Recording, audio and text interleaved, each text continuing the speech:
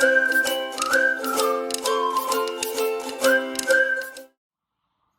everyone, for those that don't know me, my name's Jamie Forsyth. I work on the Staffordshire Highways contract.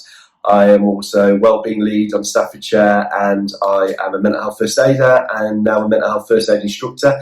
Now, at the start of the pandemic, you might have seen the videos that I sent out giving hints and tips on how to control your anxiety, and I'm hoping they helped you in some way. And with that in mind, and the winter night shifts coming up for a lot of our contracts around the business, I thought I would start by doing a short video on the importance of sleep for shift workers. So as a shift worker, it can be more difficult to get a good sleep. Sleeping during the day, stressful work, irregular hours make it harder to get the rest you need. Now, daytime sleep is less efficient than nighttime sleep as you're constantly battling against disturbance factors such as light, noise, etc. But the good news is there are many things you can do to improve your sleep as a shift worker, and now I'm going to go through a few of those with you. So the first step we're going to look at is establishing sleep patterns. Now, sometimes the best time to spend with family and friends is during the day when you need to sleep, but it's really important you get the rest you need. And one of the ways to do this is by sleeping and waking at the same time, even on the weekends and days off. Now, consistency is key because our body gets into a rhythm. By sticking to this as much as possible, you will improve your sleep. This applies to naps too. So try as much as you can to schedule naps and to stick to the same times and length of time each day.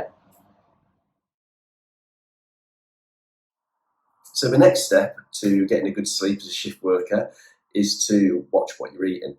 Now, shift workers should avoid heavy foods, foods high in fat, spicy foods, protein, alcohol, too much liquid or caffeine for 6 hours before they go to bed. Now, the reason is because the digestion system slows down while we sleep.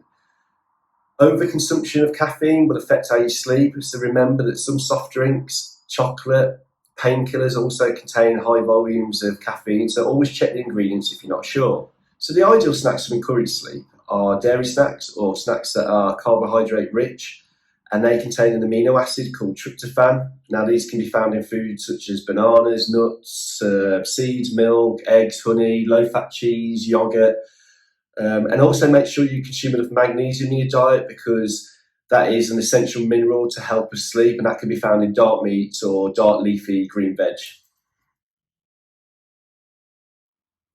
So the next step we're going to look at is exercise. Now, that might seem like quite an obvious one, but the science behind it is quite interesting.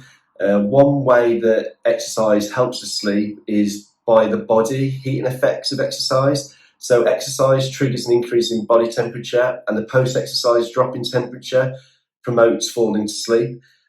Also, exercise may also reduce insomnia by decreasing arousal, anxiety, and depressive symptoms.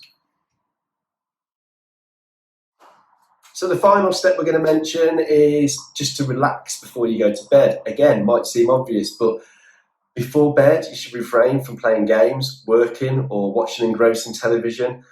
Many people worry at bedtime, and when your mind is racing, it can be difficult to stop, making falling asleep pretty difficult. Try to do relaxing activities before bed, like having a long shower or bath or reading, and get into a routine so your body gets used to this before bedtime. Also, try thinking about positive things and writing them down before bed. So thank you for listening. Remember, if you're having sleep troubles and there's issues going on in your life that you need help with, remember we have the mental health first aiders and we have the EAP and the wellbeing team to help you. I'll put up some links on the screen as well to sleep websites, and I will see you next time. Thank you.